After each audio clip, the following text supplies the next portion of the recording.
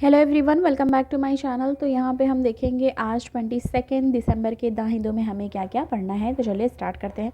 First page पे देखो दिया है Sakshi Malik quits wrestling in protest. Protest के दौरान उन्होंने किस चीज़ की बात करी? क्विट की। ठीक है, Sakshi Malik quits wrestling in protest. And दूसरा है the debate over creating all India judicial service.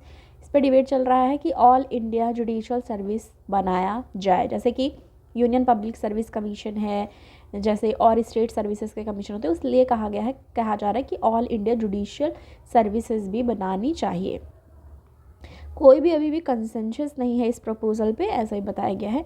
दूसरा है Lok Sabha passes bill on CEC appointment. ठीक है, तो ये सब तो हम आगे जो पेज 19 एंड पेज 11 है उस पर देखेंगे। अब ये फ्रंट पेज पे देखते हैं क्या कहा जा रहा है। Lok Sabha passes bill on CEC appointment. ठीक है, तो इसमें देखेंगे कि लोकसभा ने क्या किया है, ऑन थर्सडे पास किया है chief election commissioner and election commissioner appointment condition of service bill term office 2023। ठीक है, opposition member in the house. और ये जो बिल है, bill had been pass by, और ये जो बिल है वो पास किया गया किसके द्वारा? राज्यसभा के द्वारा 12 दिसंबर को। Speaking during a debate before the passage of bill, law minister Arjun Ram Meghwal ने क्या कहा? अर्जुन राम मेघवाल ने कहा election commission condition of service election commissioner and transaction of business act 1991 did not have a clause related to the appointment of CEC and EC। ठीक है, तो इसमें एक चीज़ और कहा जा रहा है कि सर सिलेक्शन पैनल में कहा जा रहा है कि मिस्टर जो मेघवाल हैं उन्होंने कहा the name of commissioner were so far decided by the government, कि अभी मतलब नेम्स जो है कमिश्नर का were so far to decide by the government, कि अभी नहीं ऐसा किया गया है। But from now on the search and selection committee will overlook the process, लेकिन अब वो क्या करेंगी, देखेंगे इस प्रोसेस को, ओवरलुक द प्रोसेस मतलब इस पर ध्यान देंगे। He also asserted that this was in the line with the Supreme Court direction, adding that the committee mentioned in its judgment what stop gap arrangement। ठीक है, तो पहले स्टार्टिंग, अब यहाँ से हमें क्या चीज़ें याद रखनी है? दो चीज़ें, कि हमें एक तो ये याद रखना है कि लोकसभा में थर्सडे को क्या पास हुआ, इंपॉर्टेंट। पास ये हुआ, यहाँ स्टार में बना देती हूँ, पास ये हुआ chief election commissioner and other election commissioner appointment condition of service and term of office bill 2023 पास हुआ। एक चीज़ आपको ये याद रखना है प्रीलिम्स के पॉइंट ऑफ व्यू से। दूसरा आपको यहाँ से याद रखना है, दूसरा एक चीज़ ये यहाँ से याद रखना है आपको, देख लो यहाँ पे, election commissioner and transaction of business act 1991 did not have clause related to appointment of CEC and other ECS। मतलब कह रहे हैं कि जो ये है election commission condition of service of election commissioner and transaction of business act 1991, उसमें किसी भी तरीके का कोई भी क्लॉज नहीं है चीफ इलेक्शन कमिश्नर और इलेक्शन कमिश्नर के अपॉइंटमेंट से रिलेटेड। तो बस यहाँ से दो चीज़ें हैं जो हमारे प्रीलिम्स के पॉइंट ऑफ व्यू से आ सकता है, इसलिए हमें ये ध्यान देना था, जहाँ पे मैंने स्टार ऑलरेडी बना दिया है। ठीक है, तो ये चीज़ आपको ध्यान देनी। आगे देखेंगे हम और कौन सा पढ़ना है। इसके बाद यहाँ पे देखो है 5 time MLA Devnani elected new speaker of Rajasthan. तो ये याद रखना आपको कि न्यू स्पीकर कौन चुने गए हैं राजस्थान के, और जो उनके लिए ज़्यादा इंपॉर्टेंट है जो राजस्थान से बिलोंग करते हैं। ठीक है, 5 टाइम BJP MLA हैं वासुदेव देवनानी, जिनको चुना गया है 16th राजस्थान असेंबली के स्पीकर हैं 16th राज्यसभा असेंबली के। ओके, वासुदेव, ये जो लोग बिलोंग करते हैं राजस्थान से उनके लिए ये पूछा जा सकता है। आगे आ जाएंगे हम, एडिटोरियल वाले पेज पे हम आ गए हैं। इस पे बताया जा रहा है कि questionable searches under the money laundering act. ठीक है, मनी लॉन्ड्रिंग एक्ट से रिलेटेड आपको पता है बहुत बार क्वेश्चन आ चुका है हमारा 2021-22 में। रैंडम जो न्यूज़ आर्टिकल होता था वो मनी लॉन्ड्रिंग और ये सब पे होता था। तो क्या कहा जा रहा है, the enforcement of the prevention of money laundering act 2000 passed in the background of India's commitment to the international community to fight the drug menace and terrorism। ठीक है, तो किस तरीके से मनी लॉन्ड्रिंग से क्या किया जाए, प्रिवेंट किया जाए। प्रिवेंशन ऑफ PMLA एक्ट आया था 2000। ठीक है, ये एक्ट आपको याद रखना है, PMLA एक्ट 2000। ठीक है, किस चीज़ के लिए था?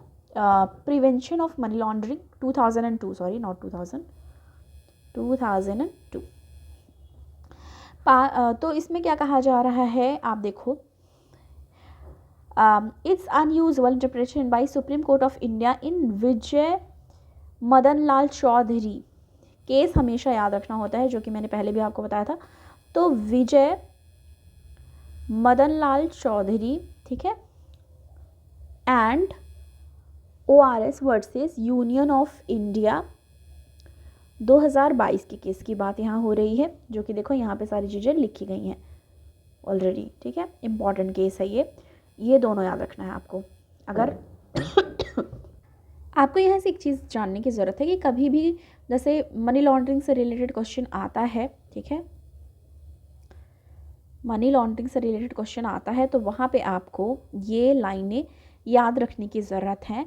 एक तो prevention of money laundering act 2002 यानी कि PMLA एक्ट 2002। दूसरा केस की बात करें तो Vijay Madan Lal Choudhary and ORS versus union of India and ORS 2022, ये केस याद रखना है।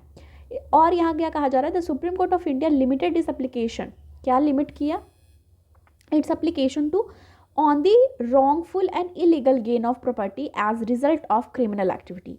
बोला कि wrongful and illegal gain of property जो है वो क्या रहेगा, रिजल्ट है criminal activity related to schedule offence. Okay, ये दूसरा क्या कहा जा रहा है, it also held that the property must qualify definition of proceed of crime.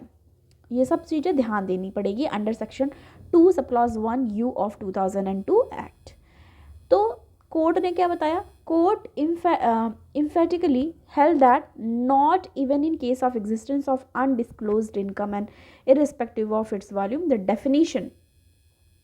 definition of proceeds of crime under article 21U will get attracted unless property has been derived or obtained as a result of criminal activity related to schedule offense। ठीक है, तो ये कुछ चीज़ें हैं जो कि हमें ध्यान रखना है। ED इन्फोर्समेंट और डायरेक्टरेट और ये सब चीज़ें वो ध्यान देते हैं, जैसे कि Pankaj Bansal versus union of India case recently हुआ किस चीज़ पे, इसमें बताया गया naturally conduct of ED in this regard has resulted in severe criticism. ये कई बार क्रिटिसिज्म भी हुआ सुप्रीम कोर्ट की तरफ से, जो कि केस था Pankaj Bansal versus union of India case में।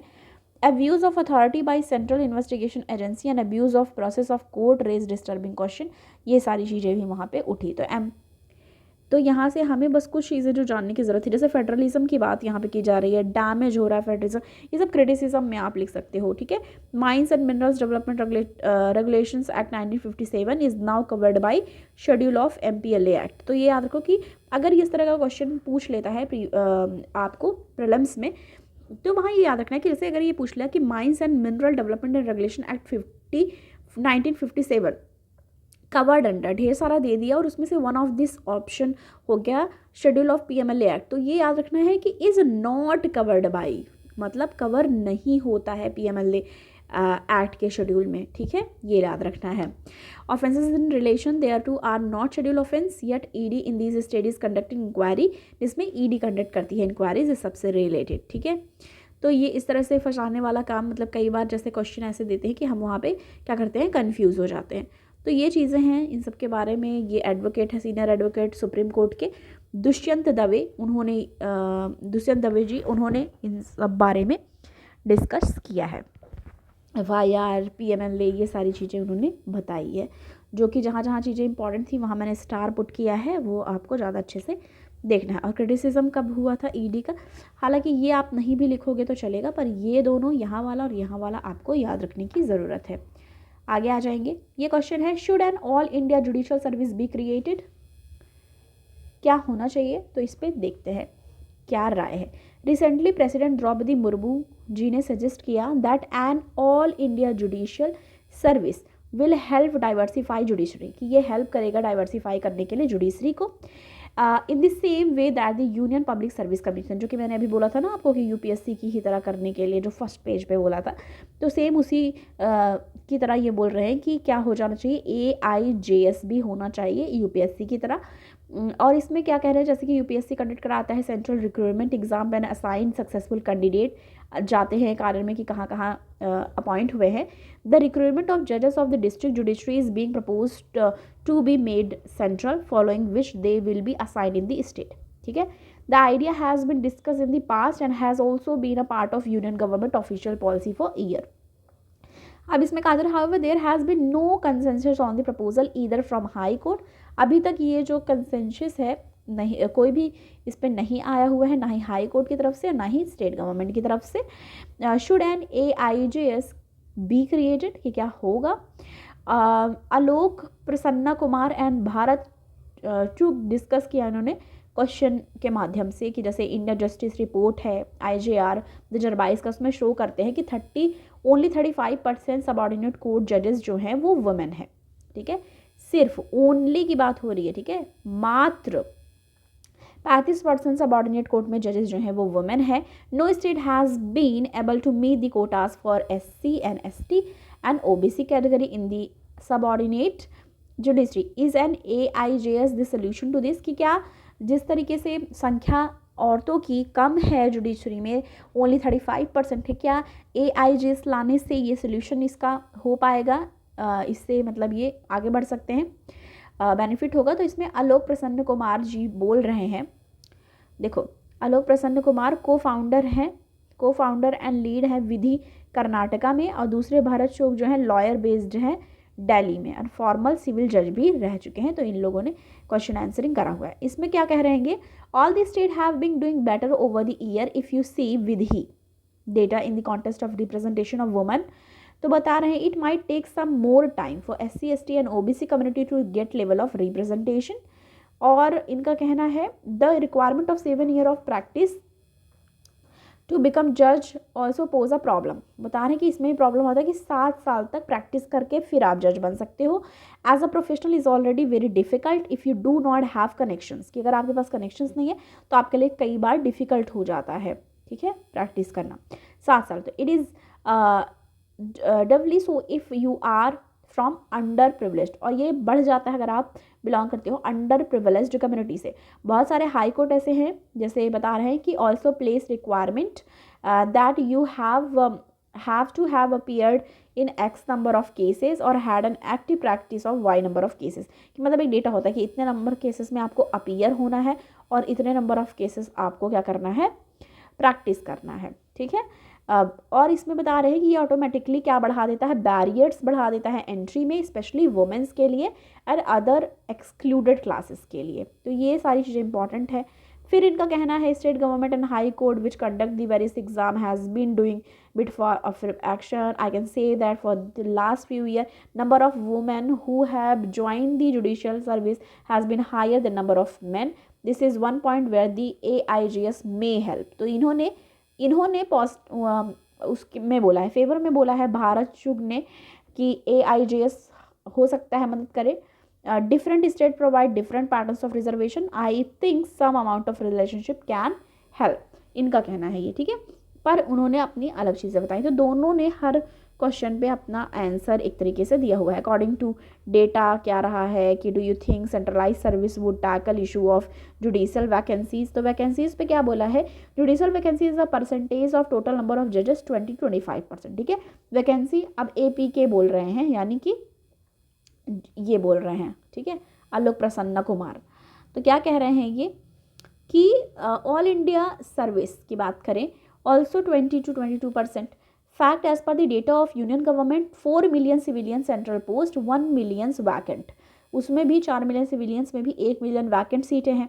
There isn't anything inherently superior in a centralized system that will make it necessarily more efficient in 1 minute. Okay. In filling up the vacancies, the problem has been the ability to conduct these exam in timely manner. बिल्कुल मैं भी ये चीज़ मानती हूँ, अगर मैं personally देखूँ या आपकी भी ये राय होगी कि बहुत सारे पोस्ट खाली रहते हैं, पर अगर UPSC का ही एग्ज़ाम कंडक्ट कराया जाता है, कितने लोग वैकेंसी में पार्टिसिपेट करते हैं, मतलब आएगी वैकेंसी इतने नंबर की और सेलेक्ट कुछ हज़ार लोग ही होते हैं। तो ये कहना कि ये हम कर देंगे तो UPSC की तरह चीज़ें हो पाएंगी, हाँ बेशक वो एग्ज़ाम कराते हैं फिर उसके बाद लोग बन जाते हैं, पर वैकेंट सीट हमेशा एग्जिस्ट वहाँ पे भी करते हैं। अब ये इनका क्या बोलना है जो दूसरे हैं, we have seen number of vacancies in the AIS as well, I don't see how this can be solution. ये चलो इन्होंने भी बोला कि ये सोल्यूशन नहीं हो सकता। AIGS attempt to induct lawyer between 35 to 45 years to be cadre of the district judges, there is a problem. 35 to 45 years old practicing lawyer who has spent 15 to 20 years in the profession is likely to be well established in their state and steady stream of brief. If they make it an all India service, it is again transferable. Obviously, अगर वो कहीं पे एक जगह का मतलब अपना काम करने लगे हैं, अपने आप को वेल इस्टेब्लिश कर लिए हैं, और अगर आप फिर से ऑल इंडिया सर्विसेज में उसको इंक्लूड कर दोगे तो फिर से उनके लिए ट्रांसफरेबल और ये सारी चीज़ें हो जाएंगी। They may not like to leave their state and family, और हो सकता है कई बार वो अपनी फैमिली और स्टेट को छोड़ के ना जाना चाहें। If the idea was to have a big talent pool, we will be losing out on that as well. ठीक है, तो मतलब इन्होंने बातें की हैं कि क्या चीज़ सही है क्या नहीं, जो कि अभी बना नहीं है, बस बात चल रही है, जो कि प्रेसिडेंट द्रौपदी मुर्मू जी के द्वारा बोला गया है। टेस्ट एंड कॉन्टेस्ट वाले पेज पे हमारा है analysing the post office bill 2023। Post office bill 2023 की बात यहाँ पे की जा रहा है। क्या कहा जा रहा है? Along the interception of the article transmitted via post ground such as security of state friendly relation with foreign state, public order, emergency, public safety, contravention of the provision of bill और any other law. Post office bill की बात की जा रही है। अश्वनी वैष्णव जो कि union minister हैं communication information and broadcasting underscored that owing to India's complex and diverse society, it is very important, कह रहे हैं कि बहुत ज़रूरी है, important that interception is done, कि होना चाहिए, and this kind of provision is kept in the law for purpose of international security, sorry national security, कि national security के लिए भी क्या होगा, law for purpose of national security, ये provision भी एक तरीके से होना चाहिए। The Law Commission of India 38th report की तरह रिपोर्ट पूछा जाता है, आपको पता होगा, तो लॉ कमीशन की 38th रिपोर्ट में क्या मिला? पॉइंटेड आउट, मतलब उन्होंने पॉइंट आउट किया that since the term emergency, जैसे एक टर्म है emergency, has not been explicitly defined. Pre का क्वेश्चन बन गया, करेक्ट। प्री का क्वेश्चन इसी तरीके से बनता है कि क्या कहा जा रहा है? 38th report point out that since the term emergency has not been explicitly defined, कह रहे हैं कि एमरजेंसी टर्म जो है वो डिफाइन नहीं है। It provide a wide ground for interception. It also flag that since the term has not been defined in the constitution, कि ये टर्म कहीं भी डिफाइन नहीं है कॉन्स्टिट्यूशन में, ये टर्म, ये वर्ड। तो ये याद रखना है, वो बोल देंगे कि कोई स्टेटमेंट दे देंगे कि emergency is defined in the constitution, जिनको नहीं पता होगा क्योंकि उन्होंने एमरजेंसी सुना है कि एमरजेंसी लगाई गई थी, एमरजेंसी के प्रोविज़न बताए गए हैं कि कब कब लगा सकते हो, तो वो सोचेंगे हाँ ये मेंशन है, पर आपको पता होना चाहिए कि ये टर्म मेंशन नहीं है। It can not serve as the reasonable ground for suspension of the fundamental rights under article 19(1).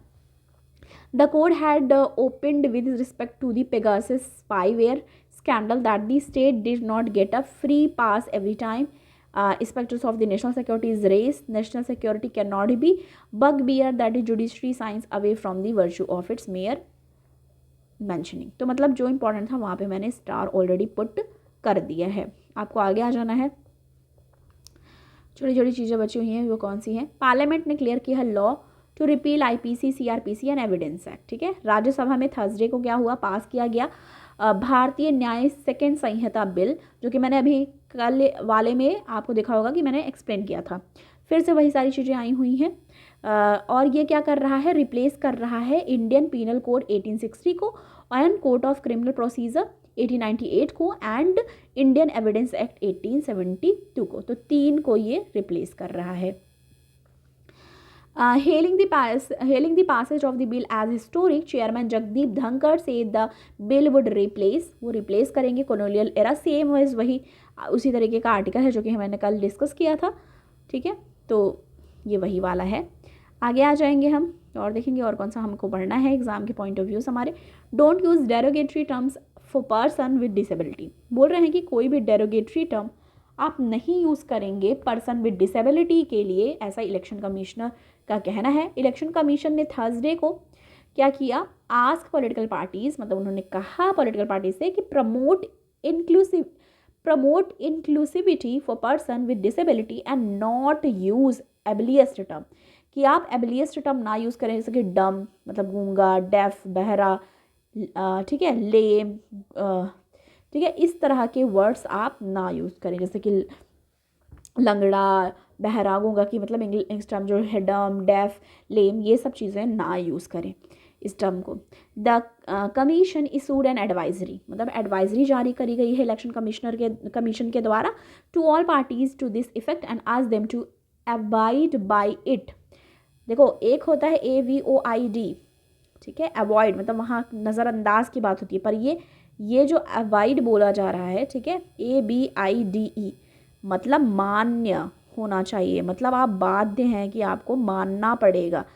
जो इन्होंने कहा है कि आप अवॉइड हैं, इससे अबाइड हैं, मतलब आप ये चीज़ें मानिए कि ये चीज़ इंश्योर करिए कि ऐसी चीज़ें नहीं होंगी, ठीक है। तो ये चीज़ याद रखनी है आपको, वही चीज़ें यहाँ पे एक्सप्लेन करी गई है।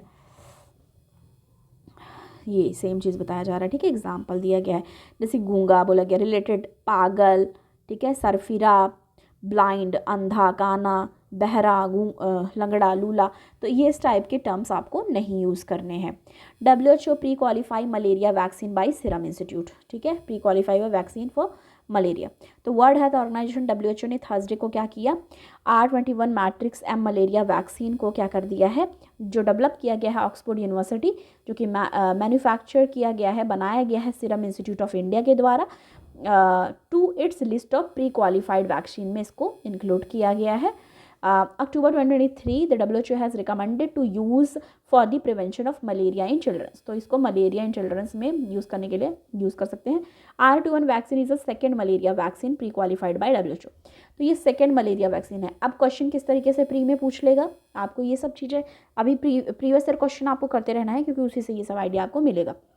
तो इसमें क्या कहा जा रहा है कि कैसे पता चला कि क्या कहना चाहते हैं, इसका मतलब ये है कि द प्री क्वालिफिकेशंस मीन्स मतलब ये सेकेंड मलेरिया वैक्सीन है। आइए बोल देंगे कि it is the only malaria vaccine which is pre qualified by the WHO।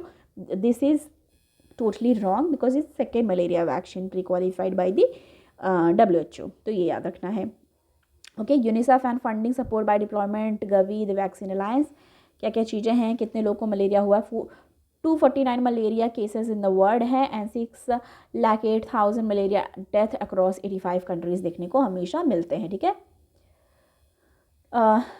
WHO department of regulation and pre qualification जो है उन्होंने कहा, achieving WHO vaccine pre qualification ensure that vaccine used in global immunisation programme are safe and effective within their condition of use in the targeted health system, के मतलब use किया जा सकता है, ये एक तरीके से बताते हैं।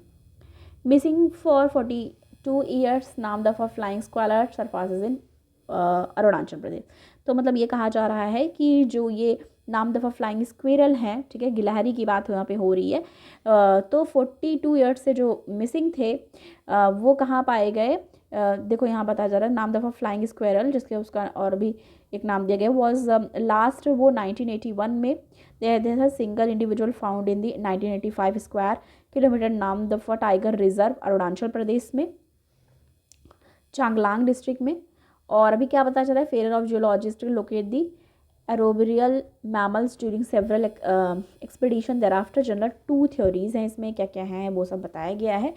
तो अभी क्या कहा जा रहा है, स्टडी ऑफ कलेक्टिव DNA, जिसमें है द टर्म मेंबर से they are design a study to collect DNA sample लेंगे ये स्क्विरल जो है उनका, कंपेयर किया जाएगा genetic material with DNA of individual जो कलेक्ट किया था 1981, store at the zoological survey of India में इसको स्टोर किया गया है कोलकाता में, उसको मैच कराया जाएगा। If the animal sighted during the last expedition establish as the Namdapha flying squirrel, it will be powerful flagship for the conservation of both tiger reserve and other wild life species found here, ऐसा बताया गया है इनकी तरफ से, ठीक है।